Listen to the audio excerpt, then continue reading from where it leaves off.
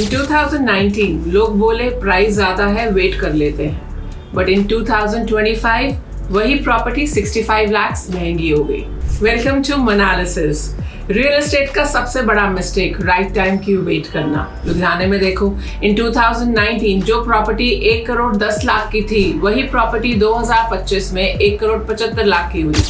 फर्क 65 लाख का, plus higher loans, higher EMIs और those lifestyle years will never come back. Market को time करना इम्पॉसिबल है। प्राइसेस गिरती भी है बट लॉन्ग टर्म में रिकवर भी करती है।